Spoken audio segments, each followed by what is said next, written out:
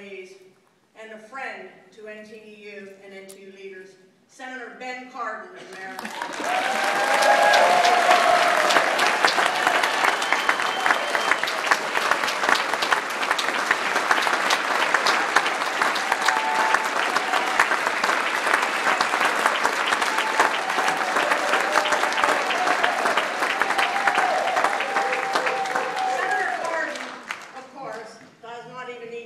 But I like to say it has 100% NTEU.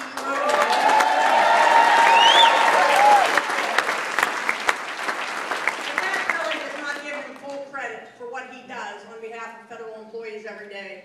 Immensely respected by his colleagues, he has been a determined fighter on behalf of federal employees and retirees. His efforts have been critical in preventing an extension of the pay freeze. He knows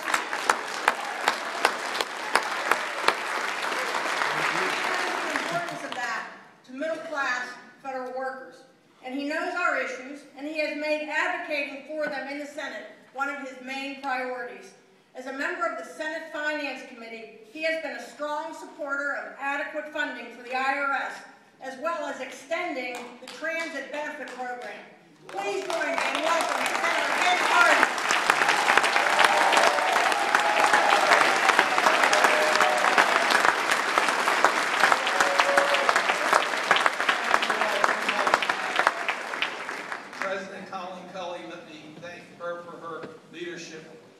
NTEU, thank you for what you do for our nation.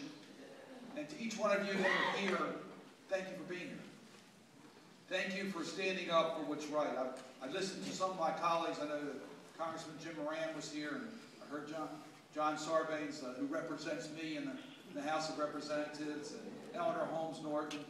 And we're together on what this fight's about. Today we're fighting on behalf of decency for our federal workforce, those of you who are on the front line. Eleanor Holmes Norton said that one of the things she wanted to do is say thank you. I've been around to many of the federal agencies over the last year to say thank you. Thank you for what you do for the people I represent in Maryland and for the people of this nation. You are on the front lines of public service. You are providing the very best in the world. You are doing your job, helping the people of this country in public service. And I really start by saying thank you. Now, you're looking at me and saying, well, you know, Congress has a strange way of saying thank you. And that's right. This is the fight that we're in. It's the fight to preserve the middle class of America. It's a fight to preserve fairness. It's a fight to preserve our economic growth in America. And it's truly about what type of nation we want to leave our children and grandchildren. You heard my colleagues talk about the fight that's taking place every day in the United States Congress. There are those who want to turn back the clock, who want to turn back the progress that we've made, progress that we've made on workers' rights. You see that every day in the amendments and legislation that originates in the House of Representatives and amendments that are offered on the floor of the United States Senate. They want to turn back the clock on women's rights. We're going to fight an amendment tomorrow in the United States Senate that deals with basic rights for women and for all Americans. But they want to turn that clock back. They want to turn the clock back on civil rights. Look at some of the laws that they want to pass that make it more difficult for people to vote in elections. They want to turn back. They said they want to take their country back. They want to take it back to the 19th century. But we have a different vision of America. We have a vision of America that will have a growing middle class and will offer opportunity to all of our citizens. I'm proud to stand with you and with our federal workers. You are our future. You are doing your job. We're going to stand with you.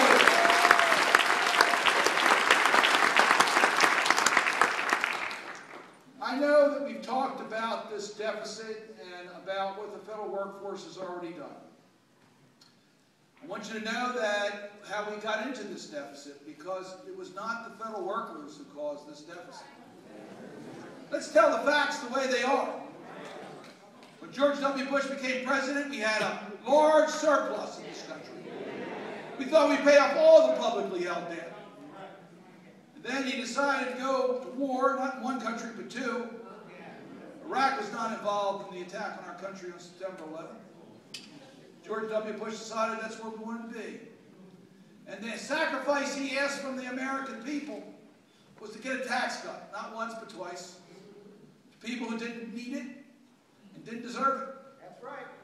And that's how we got into this deficit. That's how we got into this deficit. So when we look at ways to solve our national fiscal problems, let's look at those who have benefited the most from this current economic downturn. The millionaires and billionaires, they have to come forward with some help. Not our federal workers. Enough is enough. Enough is too much. Too much.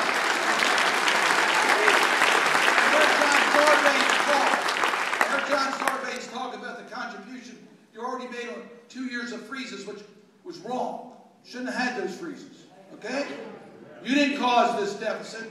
The federal workforce is prepared to sit down and work with all of the players on how to deal with our deficit. But don't pick on the federal workforce. That's wrong. That's wrong. So you have endured not just 2 years of pay freeze, as Congressman Sarbanes indicated, that's about $60 billion you've already contributed to the deficit, but you've done more. We're asking you to do more with less every day. We've cut the federal workforce and increased your responsibilities. And you're doing that every day. You already have given to helping solve our national fiscal problems. Enough is enough. It's time to look for fairness in the system. So I was put on this conference committee in order to deal with the extension of the payroll tax holiday, which is important, helps middle-income families, $160 million. We want to make sure that was done. To extend unemployment benefits, we wanted to see that done for those who've lost their jobs through no fault of their own. And to fix this problem we have in Medicare to make sure that our seniors have access to doctors. We needed to get that done. We all agreed on it. So we said, look, we already have a deficit, not of our making. So why don't we pay for this in a fair way?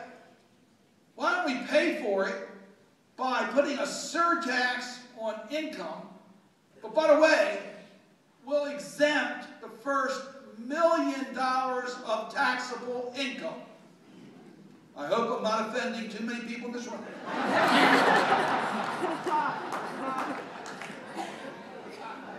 The people who've made over $1 million of taxable income have seen their incomes go up dramatically during this economic downturn. As Elmer Holmes Norton said, we've helped the banks, we've helped the mortgage companies, we've helped Wall Street. Isn't it about time that they pay back a little bit of that? Didn't ask for much. Just ask to pay back a little bit in order to allow our economy to grow. The Republicans in the House sent us back a bill that would have cut your compensation dramatically.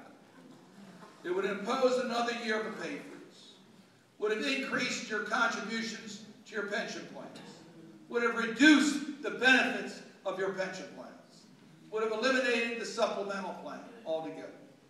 That's what they sent over to us. I was on that conference committee. Chris Van Hollen was on that conference committee. The two of us stood up and said, we are not going to let those certain middle-income taxpayers be picked on in order to provide relief that is needed. There's a better way. And we said no. We said no. We stood up for America. We stood up for our fellow workers. We said enough is enough. We're not going to take that. We're not going to let you tell them that we have to do that in order to get skills that are necessary done. Enough is enough. We're not going to let you do that anymore. We're not going to let you pick on middle-income workers. That's how America works. Enough is enough. But we stood up. We said no.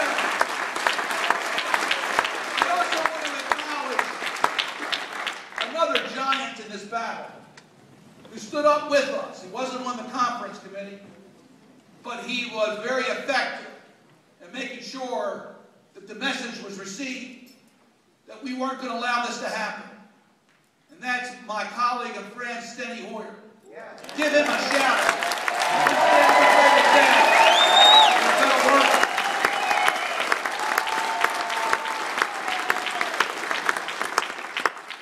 I want you to know I deeply love our president. I think he's doing a great job. And I tell you, Barack Obama standing up for working families. You should have heard Steny Hoyer talk about things we needed to get from this administration to help our federal workers. We're going to stand up for our federal workers. We're going to make sure you get treated the way you should. Enough is enough. We're not going to let that happen. So in the conference, we protected current workers. That wasn't good enough. But at least we protected the bargain we made with you when you signed up as a federal worker. We protected them. And we said, look, we're drawing a line. Enough's enough. Let's talk about basic fairness as we go forward. Let's let our economy continue to grow. I was listening to Congressman Sarbanes talk about the services that are performed by our federal workforce. You know, I've been to the IRS. I've been to federal agencies, and I've seen the incredible work you do. We do provide the best service in the world. We do provide the most efficient government in the world. We do. We do provide cutting-edge technology. We do provide food safety. We do provide public safety. That's what our federal workforce is doing. And I tell you, I've seen these comparable pay studies. And I want you to know, you can analyze those reports, but federal workers are making a sacrifice to serve as in the federal workforce.